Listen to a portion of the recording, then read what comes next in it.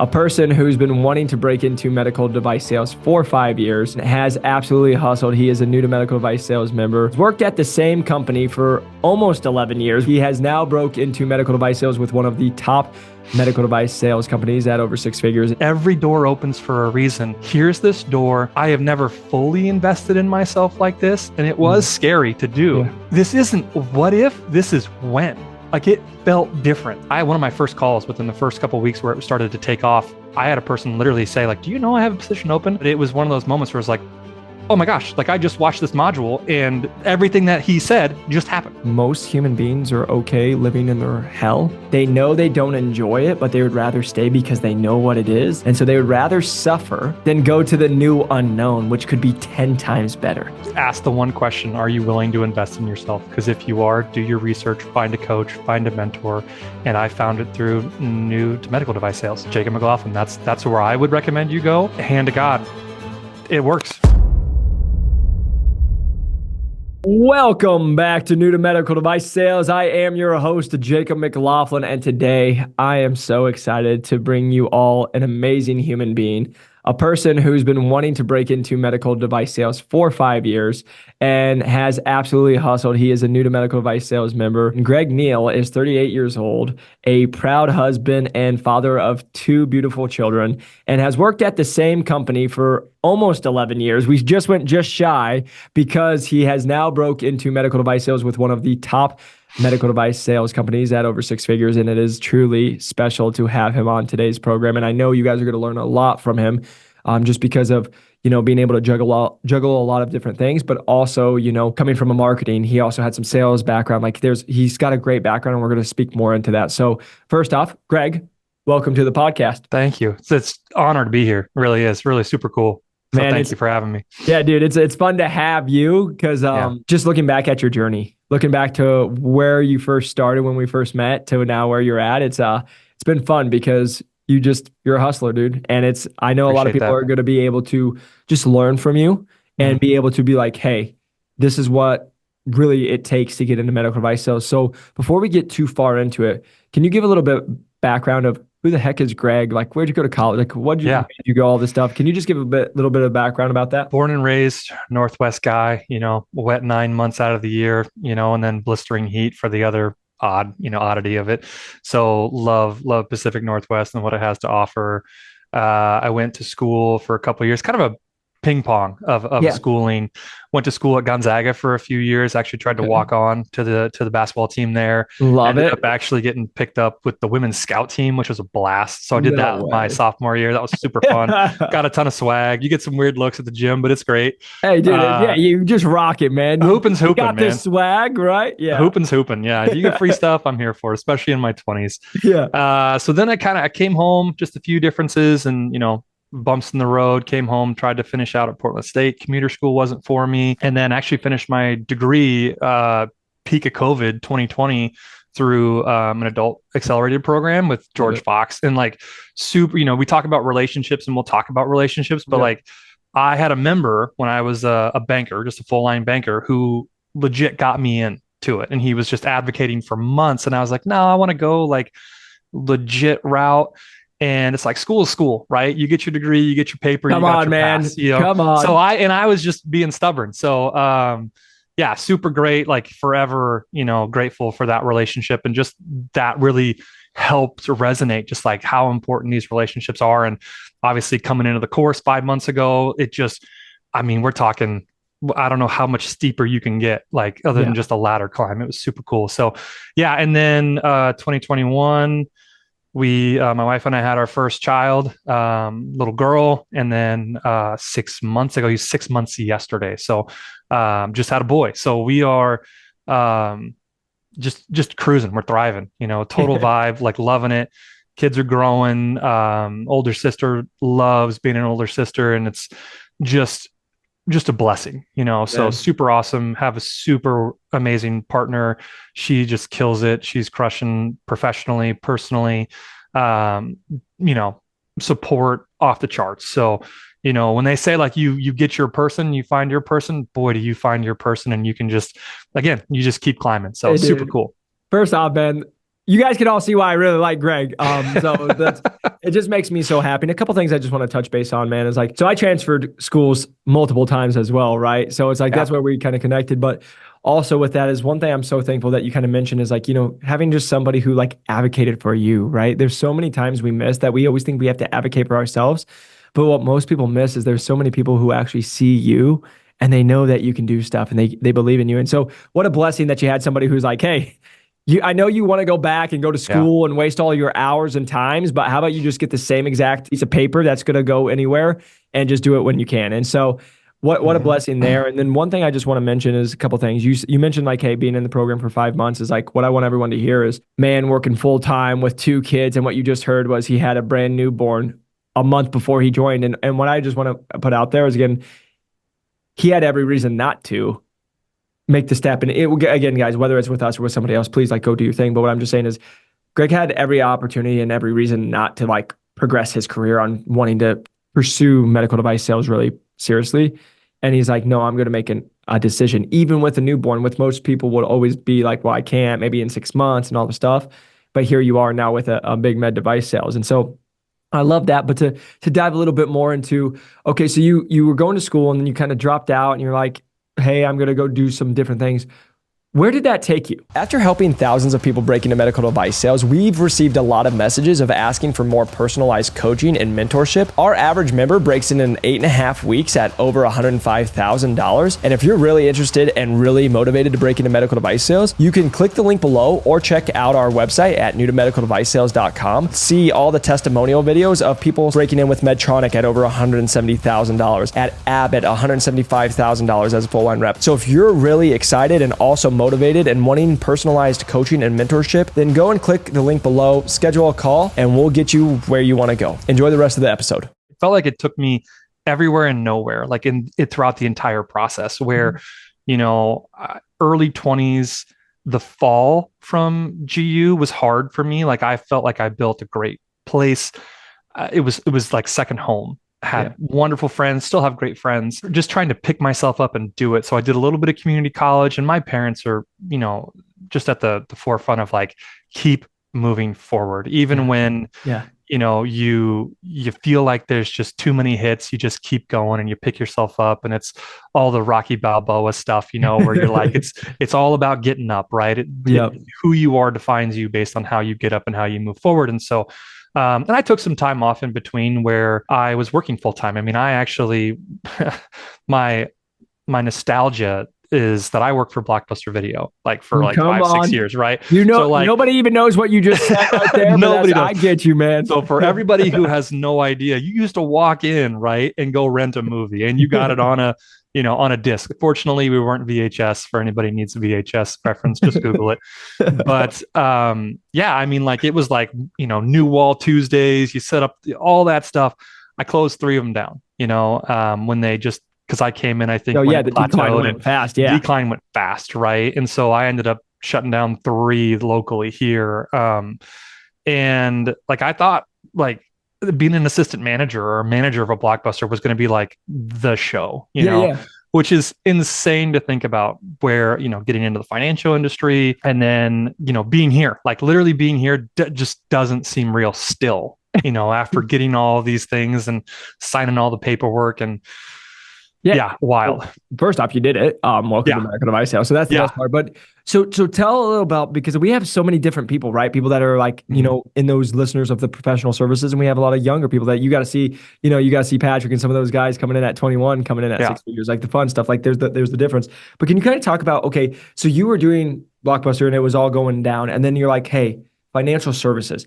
Can you kind of speak why you did financial services? And hopefully this can just be helpful to people, because 2 things, what I want people to really get out of it. We get a lot of young people who are like, I don't know where to go in my life. And I'm not saying medical device sales is. So by you sharing this, maybe financial services is where they want to go, right? That's number 1. But what drew you to financial services? And then once you go through that, what drew you out of financial services, right? So you went to Blockbuster. What drew you into the financial world? So the stability of it. So and even in between, I was working like retail at Dick's Sporting Goods. And so, thinking like, oh, clothing's never going to go out of like commodity, right? And so I'll always be able to do something there. And so for me, it was thinking about what's going to have tremendous stability so that I can build and perform within that process. Yep. The financial industry itself, and most financial industries, having benefits, having retirements, having goal opportunities to climb. Again, I'm doing a lot of this, but that's really where I've been my whole life. Is if there's room to climb, climb. Yep. So it came down to actually either choosing between Costco or choosing this credit union that I've been with almost now 11 years, as you mentioned. Yeah. And it just felt like the work was going to be better. There was never any Saturdays or Sundays that I had to work, at that time. There were a little bit of Saturdays as it Yep. came to be, but it just it just felt right. And then the culture itself, like I'm a big culture person. Of I course. truly am like people first. Like Yes. that's, Yeah. that's always been me. Like I've always cared more. And I even remember like, all the door to door people, like I will listen to you talk. And even my wife will tell me like, shut the door. And I'm like, Yeah. but they got a job to do. Like I'm not, and so I got to be better Well, it's about because that. you're a But sweet person, man. Like I try to be, man. this is why I love working with people like Yeah. you. But yeah, you're just a nice guy, so I love it. It just, yeah. So, everybody's got their faults. But yeah, so financial industry felt great, learning something new. And then I'd already had like cash handling experience, which as a Yeah. teller, which I started out as, you had to have some cash handling experience. So that was easy draws to like tick the box. Yep. And then just being in a professional environment, like I had never really been. Obviously, like Blockbuster Video, Dick's Sporting Goods, those are just, You're not wearing you're not having to put slacks and like a dress no, shirt on, right? no. Nothing wrong And with that. You no, know what I mean? As you yeah, can see, now I don't ever do it, even though I wore them all the time in med device sales. But yeah, like, but there is something exciting when you're going from like I remember it going from landscaping shorts or like jeans to being like yeah, I'm putting a suit on or I'm dressing up nice, and it made you feel a little bit more like, hey, I'm doing something right now, you know? yeah, 100%. And that was so. Yeah, I mean, just those are my draws, and Yep. it really worked out. I was challenged. The new systems, which not really new, but they were new to me, Yeah. and trying to just navigate the banking industry was phenomenal. And then it was, okay, how do I go from a teller to the next thing? What is the next thing? Yeah. And there's a ton of regulation, which fits really well into, this new career path because there's Yeah. so much on top of what I already felt was a lot. Yeah. Like I Yeah. went from like a 90-10 rule to a 100% rule of, factual integrity. Yeah, and you have to And know that. And yeah. that's huge. And so for you there, man, like cuz you also Mhm. climbed the ladder. Like so for Yeah. 10 years you climbed the ladder. Like and I Yep. want to and we said you're almost at 11 years and then you're like, "Hey, I would have Yeah. in April, but now I don't have to because I actually did this." Even though you were climbing the ladder, you were Mhm. being what people would look at, you were successful in that because you kept climbing, you kept doing better each and every month. What made you start looking at something new? Yeah, so life is a funny way of presenting new patterns that make you stop and look at what am I doing now? What can I be doing going forward? And for me, a lot of it was getting my degree, that opens the door a ton, just that piece of paper. My dad also talked about it forever, where you just get the ticket. And that's how I looked at it at the end of my got to get this mentality. Yeah. First, our daughter was born in 21, and that's actually when this process started for me. It was in 2021. I've got a brother-in-law who has been very successful in med device as well, and Yep. he came from banking also. So I took the opportunity and said, "Hey, can we meet for coffee?" And so I was going to a branch. I was at the time a consulting sales trainer for the company, and we just sat down and talked. And the first thing he said is, "You got to know why." And so that whole part has just drilled into me. And I've watched him, you know, go to multiple states for his work where, his family has, up and moved and done those things for his support. And then just him flourish, like his kids flourish and all those things. And opportunity just can't be ignored. Right. So Yeah. that was something when I'm looking at my daughter as she's just being born, I want to be able to provide as much as I can. If they have a desire, if they have an interest, I want to be able to say yes. Not that when I grew up, it wasn't no, but it was just, we don't know. Yeah. I think about my nephews, two of my older nephews who are now Division I lacrosse players. they were all over the world, not world, but country playing club sport. Yeah. And that helped prepare them. I have no idea if my parents could afford that when Yeah. I was a Yep. kid, right? Mine So couldn't for sure. Just so you know, mine could definitely not. We were going to 30 minutes away to the Y League on Saturday, and that was yeah, one game a week. I can vividly remember my dad and I talk about this every now and again as we watch our nephews and everybody else. But I remember he came in and told me because I played for CYO, which is Catholic Youth Organizations, and Okay. seventh grade. So eighth grade, he came, or end of seventh grade season, he came and told me, said, that's the last time you're going to do that. And I was like, what are you talking about? Like, I love basketball. Like, I got to keep going. And he was like, I'm going to get you into the city league, where it's like AAU kind of traveling ish within the state. And I was like, okay. So I actually had to try out. Fortunately, I was already 6 foot in the eighth grade. So I was just fine, made the team, all those things. But it was a whole new game. And then getting it, and then so it's leveling up. And Yeah. sports does a really phenomenal way of showing you how to do more and be better. And it just carries you. And It that you carries can be better, and that there's somebody 100%. working harder than you and maybe less talented than you. Like that was just, that was always my like thing in basketball. I was never the most talented. I'm under 6 foot. I can't jump out of the gym, but I always at every camp I won Mr. Hustle. When I went to Creighton, my senior year, and that Creighton University is a big one. I won Yeah. playmaker of the camp, right? And it wasn't because I was anything. I literally was the guy who was just like, I'm gonna work harder than literally everybody else. And just Mm-hmm. when I went to college, everyone hated me because the guy who works really hard, but he's not as skilled, but then he makes everyone work harder because the coach sees that. That was me. And the reason I'm just saying that is I love that you share that, dude, because it is sports, right? Like Yeah. you're gonna see the dude who is so talented, but if they don't work hard, like they might have a spot, but they might not keep it. But you might also, what I love about sports, think about how much better you got each and every month and every year in it because you just kept getting better. You just kept putting in the work. And the motivation behind it. I mean, I even tell people I could have gone to France twice when I was in high school. I took 4 years of French. I should be fluent. I'm not.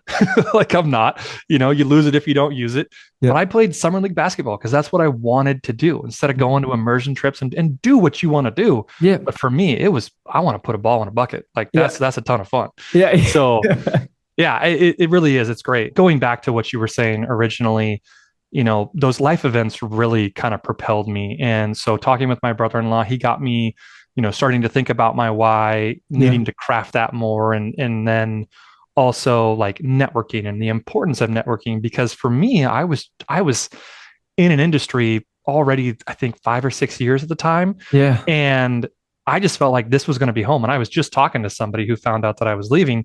Like they couldn't believe I was leaving. And it's like, well, you got to take a moment to stop and look at what you're doing. Yeah. And is this filling the cup? And I could have been doing it, I could still be doing it and I could still be doing it well, but it just wouldn't have filled the cup. Like I feel like when I log into this new system and just look at modules, like it's just like, oh my gosh, this is so cool. So cool. And you're jacked. And so you just knew it Yeah. was that time for something different, right? Yeah. You knew it was something go. Now, had family in the industry, 5 years you had been trying, right? What was it to be like, hey, after 4 or 5 years, I might want to look at something different? Hand to God, honestly, it was such a surreal moment because I actually noticed a post of yours around September of this last year. And I thought, okay, my kid is just born. I was thinking about this again. I'm going to see what he has to say. And I followed you. And within, let's call it a week, you reached out to me and messaged me, hey, saw your profile. I think you might be great for this. You probably said I know. But in just financial industry, like I was skeptical, like just to tell everybody, like I was skeptical. I have been fully ingrained on like scams and fraud and all these things. If it's on the internet, they're all scams, like, yeah. There's just the financial industry in me. And so I was like, okay, like, and we had a bunch of back and forth and to your credit, like just sticking with me and answering all these questions. Because there's plenty of people that would have just said, if you don't want it, like if you have this many questions, you're not in it. But it was really more about just making sure. Because I think, through text, you probably saw my interest, but also, the pause that I had for those things. And then it was getting in contact with, the next guy. And then it was finally getting into, the actual interviews with, your salespeople or whomever it was. Yeah, just And getting in calls with our team. yeah, the team. Yeah, yeah. And so then the next thing that was just even more like, okay, this feels really good was that your teammates are sitting there saying, bring your family on, like bring your wife on. Like if she needs to talk to me, we can talk about this and we can answer any questions. And I give full grace to that person on your team because my wife sat there for probably 25 minutes and asked again, get the people in your life that are going to support you and they're going to rally for you because gosh, my wife totally did. And it was and she's holding our son who's like a month old, just grilling. And so it was, put a deposit down and she and I talked, we prayed on it. And it was just like, here's the last step. Like every door opens for a reason. Here's this door. I have never fully invested in myself like this. And it was scary to do. Yeah, it always is, man. It always is. But man, it was like, this isn't what if, this is when. Like it felt different doing it to where it was like, okay, I've watched some of the podcasts. I've kind of done a little bit of homework on this guy. Seems like he knows what he's talking about. Let's invest. And it wasn't investing in you, it was investing in me. And so that's where I sat there and I talked to my wife and I said, we've done this for you, for your stuff. It's my turn to do it for me. And that's the first time I've ever said that, like out loud. Like it was just crazy. So boom, we go in late September and I just eat all these modules, all this I mean, it's just, you just take the big spoon and you just eat. And man, it was so cool. And it was stuff that it was like, yeah, I already know that, but man, it's cool to hear that from a different perspective. And then it was just like, oh my gosh, like, no way. Like, oh, that makes total sense. Like, oh man. And, you always talk about do the work to get the work, you never get ready because you're always just staying ready. Yeah, you don't got to get ready if you stay ready, right? It's just, and it's like, dang, okay, yeah, like let's keep going. And it was just this repetitive point to where my wife was like, hey, it's 5:00. Like we're going to have dinner. Do you want to put that like recording down? And it was just, yeah, like 20 more minutes. I'm almost done. It was a blast. And really for me, just being as competitive as I was, I wanted to get there fast. Yeah. And I wanted to compete against everybody else in the course. Like I'm going to do this faster than anybody else. And it came to our first interaction where I opened my mouth and I said something dumb, which was just silly. Like it's so funny because, holy camole and silly goose just live in my brain now and they live in my world. It's just so funny from you. But, I opened, I don't know, you want to take it? Because you probably were looking at me like, who is this guy? Well, the reason I remember this and why I'm like sharing this is number one, guys, it's like, I just wanted you guys to hear is like, Greg did something for 5 years and it just wasn't working. Right. And we always say the definition of insanity is doing the same thing over and over and expecting different results. Right. And like I always say, whether it's with us or somebody else, please like just do your research. Right. That's all we always tell you to do.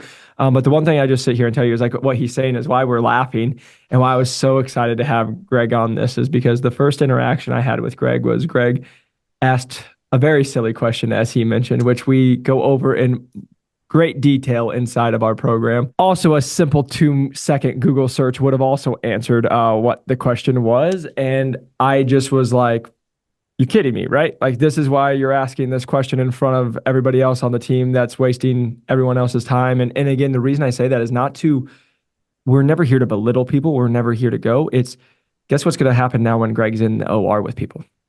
He's got to know his stuff. You're with a surgeon who is on the table. You can't ask silly questions. And so we don't do it in a mean way or anything. It's just like let's make sure that you told us you want to make over 100 grand. Let's make sure you're actually prepped to go make over 100 grand. Because asking a question like that, you ain't making 60K, right? And the reason I just say that is because after that call, man, I asked you to stay on. Oh yeah, yeah. And you and me got to have an amazing heart to heart. And I'll just never forget about it because one of the things, if you're okay with me sharing, is you just talked about nobody has ever been that hard on you, but I did it because I cared about you. Yep. And I stayed on there to tell you it's why I do it is because I do care about you and I see the potential in it. I see how hungry you are, but I also have to be like, whoa, Mustang, let's roll back a little bit, make sure we go do our stuff.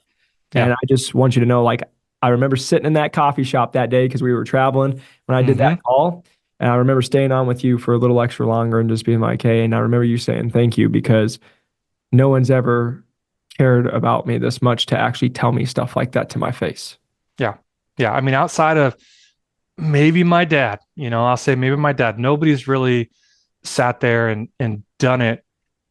And like, you don't, other than the course itself, right? Because you could have just said what you said and left. And again, I take it back to just how almost everything you say just like resonates. It sticks right here. Because again, it comes back to sports. The moment your coach stops talking to you, like that's when you get concerned. And that's when you should be like super worrisome. And for you being the guy, T's and I's and everything dotted and crossed, to sit there and take that time versus just being like, well, I'm done. It was huge, man. And it was like, okay, I'm going to go back to the drawing. And the funny thing is to that, just to draw back, I had already downloaded all those things. Like I had already clicked the button. So like as soon as you opened your mouth, I was like, oh crap. Like I knew I had already messed up. Right. But it's so funny. And I'll never forget that because every time I open Google, I always just smile. Yeah. But it's great. So, and then hearing that continue across, like it was never like that was a one-off, like that was just consistent from you. And so, when you talk, the action behind it continues to mirror in its same regularity. And it's just like where, like you almost like restored some of my faith in humanity, just as like a person reaching out to people, right? Because everybody wants something, everybody wants, a kicker or something like that. And it really is like, yeah, I had to invest in myself, but like, what you gave, not only from your time to draw this up and have the vision of this course, but then to be a part of it on a weekly, daily, just constant process. Yeah. Show me I mean, I'm sure there's stuff out there. Again, like you say, like do the work, do the research. But man, like you hit all the bars, you checked all the boxes and continued that throughout the whole process. So yeah, that first interaction actually really allowed me to go back and say, okay, slow down, go back through everything. What are you missing? And then just stuff exploded. Yeah, crazy when you started crossing your T's and dotting your I's, right? Yeah. And that's the more important talk, right, guys? Again, I don't want this to be like, oh, Jacob's just talking about his stuff. Like, I want this to be as beneficial for you. I just wanted you guys to hear someone who has been in a career, he was climbing, he goes, but also that is a core memory of mine and mine and Greg's first stop in our relationship, so right? It's so great. But to see you now, man, and now you're with a massive med device company, explain to everyone that's listening, what was that interview process like? And when I say that, I don't mean like, hey, my first interview, I talked to this person, but like talk about you're married. Yeah. You have kids. Mm-hmm. You're going through the program, like all the stuff. Mm-hmm. Like go into detail for me about that.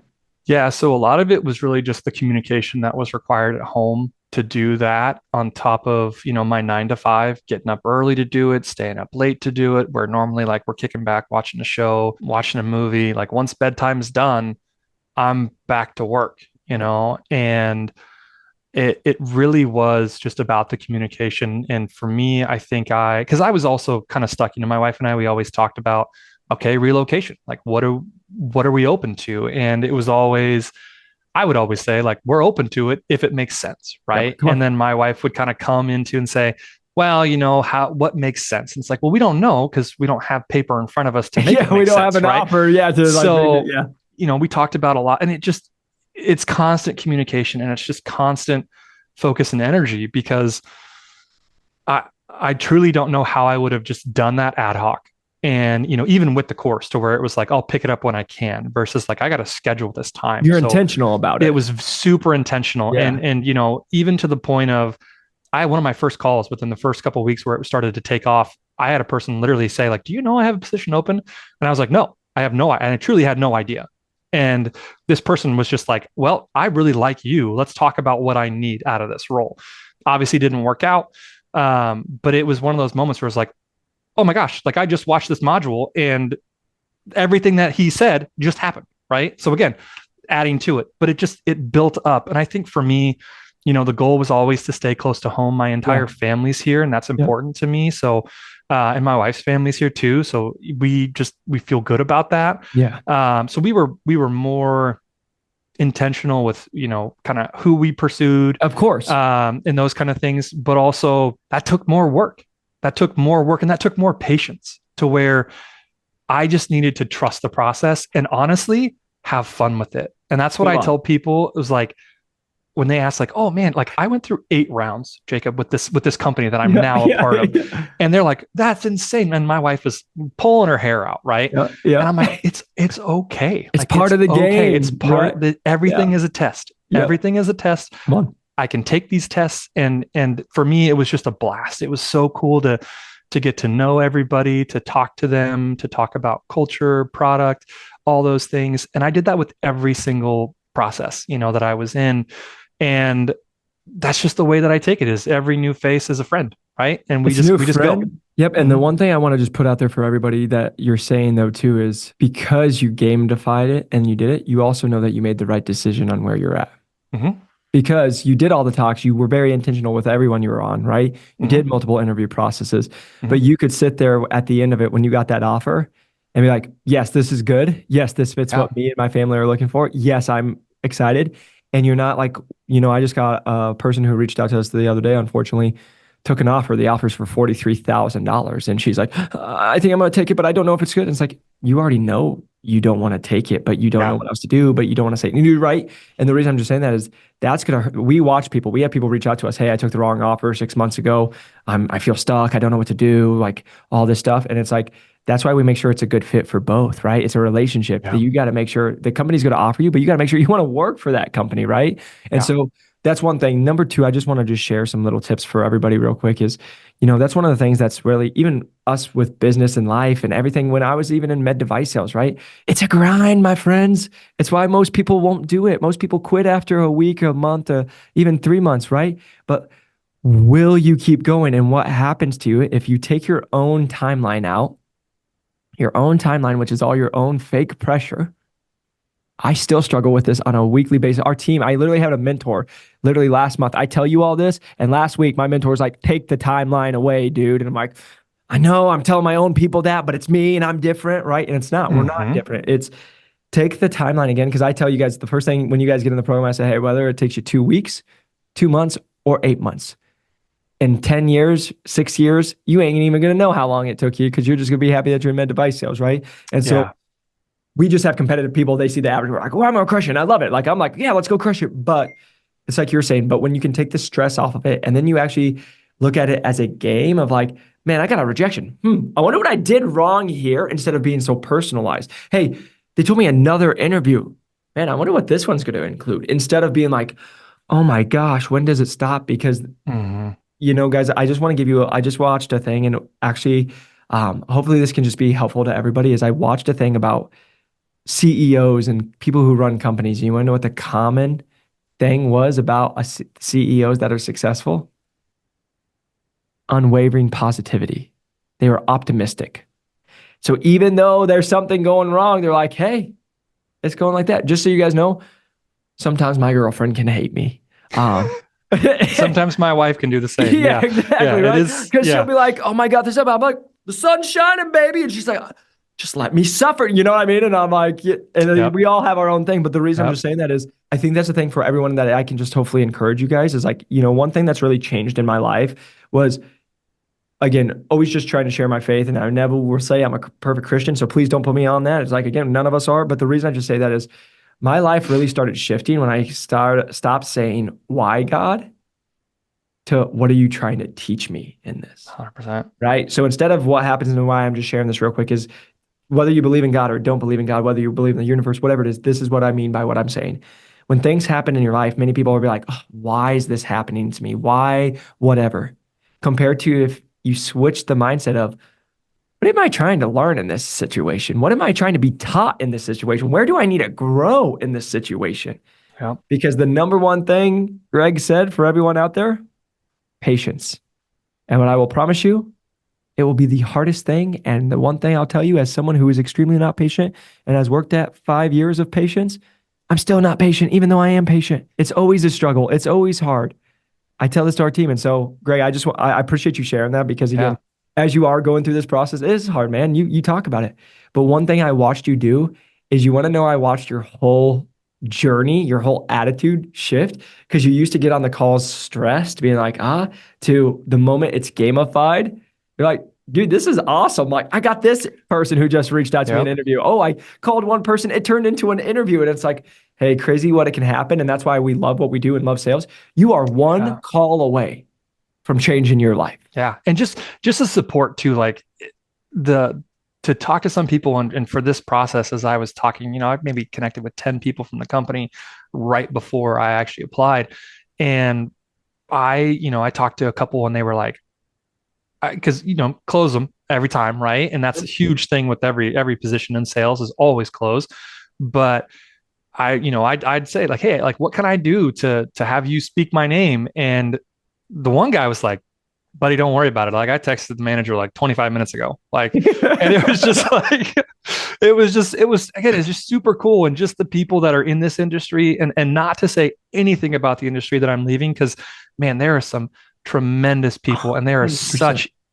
such intelligent people. And the manager that I'm leaving, he is just visionary, and at the core of it, a great person. Yeah. And to be able to go and do that and then find a bunch of those people kind of Yeah. huddled in one area is crazy. Like it's crazy. Can I just speak this to one person real quick? Is what Greg just said is where I watch a lot of people struggle in life is they feel like they're in a good situation and it's impossible for them to leave a good situation.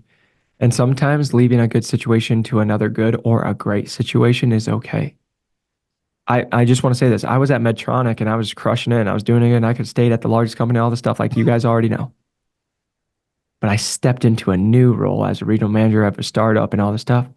There's nothing wrong with the role that I was at, and everybody would have told me I'm still great because I worked at the largest med device company. But it was the next step. It was the next opportunity. It was exciting. I learned so much. I got to travel the world because of it. The reason I want you guys to hear my heart when I'm sharing this with anyone who's listening, just because you like what you do doesn't mean that it's a bad thing that you're looking at something else. Because like Greg said, if it's not filling your cup, the one thing I always tell people, you can make more money and it shouldn't be just about the money, but let's not lie to ourselves. The money does make the world go round and makes It life helps. easier, right?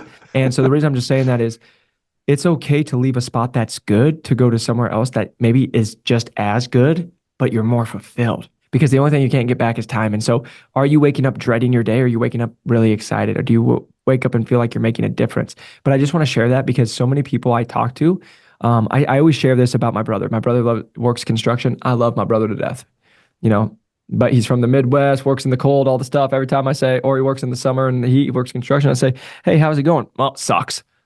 Oh, how's the weather out there? Oh, hot or cold or whatever it is. And I'm like, well, why don't you change? And what I always just tell people is most human beings are okay living in their hell. And when I say hell, it's they know they don't enjoy it, but they would rather stay because they know what it is instead of try something new because it's scary and they don't know what it is. And so they would rather suffer than go to the new unknown, which could be 10 times better. And what everyone does with a negative mindset is, what if it's 10 times worse? And I'm like, well, I think it's pretty bad where you're at now because every time I call you, you say it sucks. I imagine it'd be better, but worst case scenario, you do it for 2, 3 months and you know who's still going to be needing jobs? Construction people. You know what I mean? That's just how my brain's always been wired. Everyone's always told me, what if can't? All my brain's always thought is, what if it does? It's why we're sitting here today. It's why you guys are listening to a psycho on a podcast. It's what if it does go right? What if you try it? What if Greg bets on himself after 5 years of trying and he finally gets into the industry he wants to get into? Like, Yeah. that's what I think is cool. And so I just wanted to just touch base on that because you were already good where you were at, but Mm-hmm. something else was telling you, like, maybe I want something more.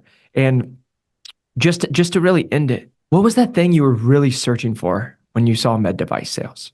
Like to be able to go leave where you're currently at. Honestly, it was being able to do the same thing. Like the beauty of it is I can stay in the same position. I can never promote and I can still fill my cup because it impacts people, which draws me full 110%. And Yeah. then I can also have the ability to earn. Whereas, financial industry, other companies, other industries themselves, Mhm. You got to claw. And I had a vision for where I wanted to go in the financial industry. And that was actually one of the questions I got asked in an interview process was, what would you do if you stayed? Yeah. And I mean, I could articulate that super clearly because I had created that vision for myself, but I didn't know how I was going to get there because you got to go through all these checks and balances to create positions, to create opportunities in some industries. Med device, like as a sales rep, just whether I'm a sales rep, a TM, a regional, whatever, I I can do that forever. Yep. And I can, as long as I feel in my heart that I'm, making an impact and for myself, for people behind me, and the people in front of me, great. I don't need to do anything else. And you want to know the beautiful part is you're only going to make more money each and every year because you're only going to get better at what you do and get more skilled. 100%. And then the best part is if you get bored, like this is what most people miss about med device sales is like you get bored in cardiac, go to neuromodulation. You Mm-hmm. get bored in neuromod, go to urology. You get bored in urology, go to ortho. Like you can be in it, but this is what I'll just say because I watch people go to like, and again, I don't want you guys to think that I hate ortho. I don't. I just watch a lot of people go to ortho and then they struggle and then they don't like it. And then this is why I'm sharing it. I watch a lot of people go to ortho, do med device sales, run the 60, 80-hour weeks, not make 85 to 100 grand. They have to do it for 2, 3 years if they want to, and then they just leave the industry as a whole. But what they could do, like I know a guy who did trauma, he was making over 500 grand a year because he had been in it for 10 years and all the stuff. But then he just left the industry because he's like, I'm working all the time. I have no life. And I was like, dude, with 10 years experience knowing the doctors and the relationships, he went to, just so you know, he went to go be a mortgage loan officer and do his life. He started over. So he literally was at the top and went to go to a new industry to start at the bottom compared to he literally could have stayed where he was at and just been like, I'm done with trauma and working 24/7 and I'm going to go to minimally invasive or I'm going to go to GI or I'm going to go somewhere else, take that same experience, take the same doctors, everything. It's just a different division and made just as much or maybe a little less, but he now works way less, right? And that's what's beautiful about this industry because again, like you said, you know what's never going away? Surgeries. You know what? If a recession happens, people still have heart attacks and still need surgeries. Like nothing changes there. So that's what's beautiful. All right, now here's the big thing I want to ask you. Yeah. People are going to see this podcast and they're like, oh my gosh, Greg, tell me what to do to break into medical device sales, right? And, we always just so you guys know, I always tell all of our people that we're on a call with, like, you guys will sit here and watch their podcast. And I always just want them to know to respect their time because it's their job. Now we got them hired in med device sales is now they got to go crush it in med device sales. And if they're getting on calls with everybody on here to be like, here, we have 200 plus episodes, but you guys want to just not do your research and do your work and then just talk to Greg and then be like, hey, I'm going to be a tire kicker, just ask you some random questions and then still probably not go put them into play. And then if I do, I don't even know what to do with it. I'm sharing all that because I tell these guys to protect themselves because I would much rather, it means more to me watching them go be President Club winners, watching them go be Rookie of the Years, watching them change their life and progress in the career, than getting on a call with 32 people that are going to watch this podcast, reach out to them and just ask for free advice. Because again, my silly advice to you all is you're asking someone who invested in themselves to then say, I don't want to invest anything. I'm not willing to go be resourceful or do anything. And now just give me all the free advice, which why we put free podcasts out here, my friends. So Greg, someone's going to reach out to you. Hey, what do I do to break into medical device sales? What's your advice to them, man? Ask the one question: are you willing to invest in yourself? Because if you are, do your research, find a coach, find a mentor. And I found it through new to medical device sales, like Jacob McLaughlin. That's where I would recommend you go. And hand to God, it works. It works. Like you're calling me for a reason, right? Because I did it. So, first and foremost, if you have any doubts, keep thinking about it. But the only thing that is going to change is continuous change. So make yourself uncomfortable, put the investment in. And again, Jacob McLaughlin, new medical device sales, you can't go wrong because I didn't. Honestly, man. Well, first off, I appreciate that. That means the world. But people are going to be like, what the heck? So now I love that. But now give them a little more actionable of like from your process to it. What can they do to break into medical device? If you got on a call with somebody and someone randomly called you, what's your best piece? What if they could give one piece of advice? What would be that piece of advice to somebody? Gosh, I mean, honestly, be your genuine self.